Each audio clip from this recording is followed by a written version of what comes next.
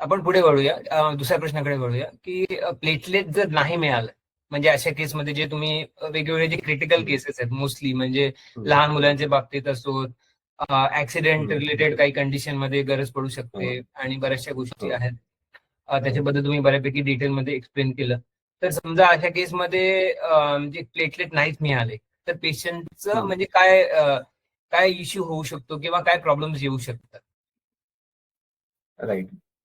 आता ह्याच्यात पण कसं आहे बघा की प्लेटलेट डोनर असतो किंवा आपल्यासाठी आपण आता म्हणून नेसेसरी लीड डोनर, आपल्यासाठी प्लेटलेट्स द्यायच्या किंवा नाही द्यायच्या हा एक चॉईस आहे.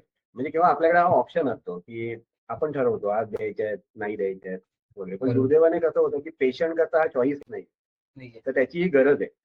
आणि ही जी गरज आहे ना ती इतकी गरज म्हणजे त्याची जीवनमरणाचा प्रश्न आहे असं आपण म्हणूया त्याच्यासाठी. त्यामुळे त्याला जेव्हा प्लेटलेट हवे असतात त्यावेळेला त्या हव्याच असतात, त्यांना सबस्टिट्यूट असं काही नाहीये. पण त्या जेव्हा त्यांना मिळत नाहीत त्यावेळेला कसं होतं की 2-3 गोष्टी आहेत. म्हणजे आता समजा एखाद्याला प्लेटलेट्स हव्या आहेत तर त्यावेळेला काय केलं जातं बऱ्याच वेळेला की जो काही प्लेटलेटचा स्टॉक आपल्याकडे आहे किंवा प्लेटलेट अवेलेबल आहेत आपण असं म्हणूया, तर ज्या काही प्लेटलेट्स अवेलेबल आहेत त्या प्लेटलेट या समजा 2 किंवा 4 पेशंटना समजा एकाच वेळेला गरज आहे, आपल्याकडे लिमिटेड प्लेटलेट्स आहेत, तर त्या सगळ्यांना पार्टमध्ये म्हणजे थोड्या थोड्या करून प्लेटलेट दिल्या जातात.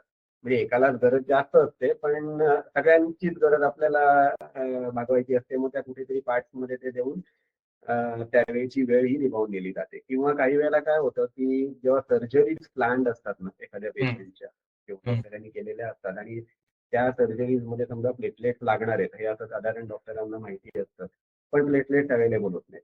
तर त्यावेळेला कसं होतं की जर त्या सर्जरीची तेवढी अर्जन्सी नसेल किंवा जर त्या पेशंटला थोडीशी सर्जरी पुढे ढकलून टाळण्यासाठी असेल तर डॉक्टर बऱ्याच वेळेला ते ज्या सर्जरीज आहेत त्या पोस्टपोन सुद्धा करतात, म्हणजे त्या रिशेड्यूल करतात नंतर जेव्हा प्लेटलेट अवेलेबल होतील.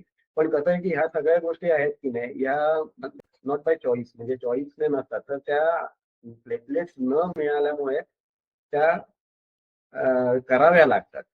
ज्या तेवढ्या काही म्हणजे पेशंटसाठी काय तेवढ्या काही चांगलं नाहीये, म्हणजे हे ते धोकादायकच ठरू शकतं.